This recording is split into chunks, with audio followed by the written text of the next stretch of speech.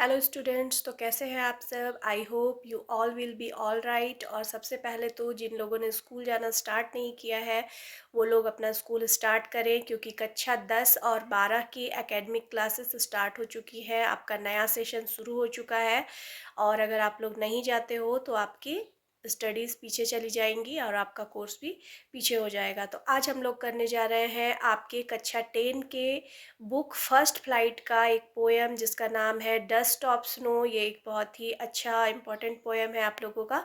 तो चलिए आइए स्टार्ट करते हैं। तो इस पोएम में पोएट रॉबर्ट फ्रॉस्ट ने अपने मूड चेंज के बारे में बात की है कि कैसे उनका मूड जो शुरू में ख़राब होता है, दुखी होता है, वो थोड़ी देर में कुछ देखने के कारण उनका मूड अच्छा हो जाता है। तो ये हम लोग इस पोएम में देखेंगे, साथ ही इसे हम लोग खुद से भी रिलेट कर सकते हैं। तो आइए देखते हैं। इस पोएम में पोएट कहते हैं, the way a crow soak down on me the dust of snow from a hemlock tree has given my heart a change of mood and saved some part of a day I had rued।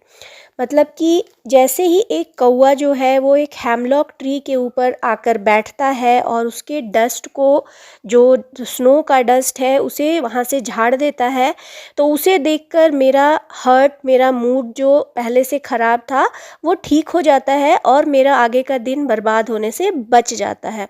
तो अब इसमें है कि एक कौवे को या dust of snow के झड़ने को देख के पोएट का मूड अच्छा कैसे होता है। तो ये अभी जो मैंने आपको बताया ये इस पोएम का बस एक शाब्दिक अर्थ है, यानी लाइन बाय लाइन इसका एक्सप्लेनेशन है। आगे हम लोग समझते हैं कि इस लाइन के द्वारा पोएट एक्चुअल में कहना क्या चाहते हैं।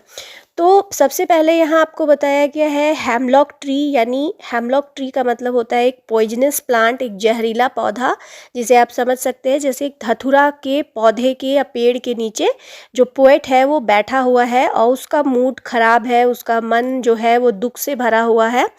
और उसी समय में वो हेमलॉक जो ट्री है उसके ऊपर डस्ट ऑफ स्नो है। अब स्नो का मतलब होता है कि आइस पार्टिकल्स, यानी बर्फ़ के जो छोटे छोटे कण होते हैं, टाइनी पार्टिकल्स, उसे कहा जाता है डस्ट ऑफ स्नो।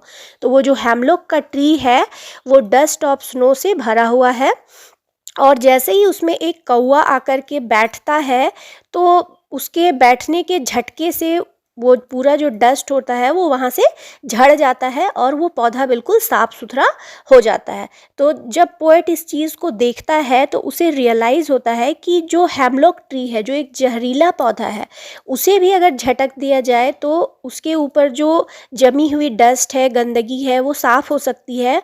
तो फिर अगर हमारे मन में जो भी भावनाएं हैं या जो भी गुस्सा है, निराशा है, उसे अगर हम लोग झटक दें तो वो साफ़ क्यों नहीं हो सकता है। तो इसी वे में पोएट जो है वो कहता है कि उसे देखकर मेरा हर्ट जो था, मूड जो था पहले से ख़राब था, ये सोचकर ठीक हो जाता है और मेरा आगे का दिन बर्बाद होने से बच जाता है। जैसे कि हमारे साथ भी होता है कि कभी हमारा मन जो है वो दुख से, गुस्से से या असंतोष से, मतलब किसी भी नेगेटिव फीलिंग से अगर भरा हुआ हो तो वो पूरा दिन हमारे साथ वैसा ही चलता रहता है। ऐसा नहीं है कि वो घटनाएं हमारे साथ पूरे दिन होती रहती हैं, पर अगर ऐसा कुछ घटना हो गया है तो हम लोग उसे पकड़ के रखे रहते हैं और वो हमारे पूरे दिन को बर्बाद कर देता है। तो इसमें पोएट ये कहना चाहते हैं कि जिस तरह से उस जहरीले पौधे को भी झटक देने से उसका डस्ट जो है, स्नो, वो झट जाने के बाद वो पूरी तरह से साफ़ हो जाता है, बच जाता है, नया हो जाता है,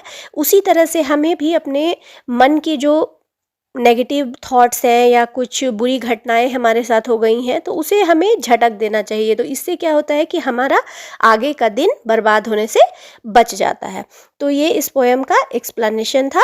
तो अगर आप लोगों को इसमें कोई कन्फ्यूज़न है तो आप लोग मुझसे कमेंट करके इसमें पूछ सकते हैं। जो नए हैं इस चैनल को सब्सक्राइब कर लें और स्टे कनेक्टेड। Thank you.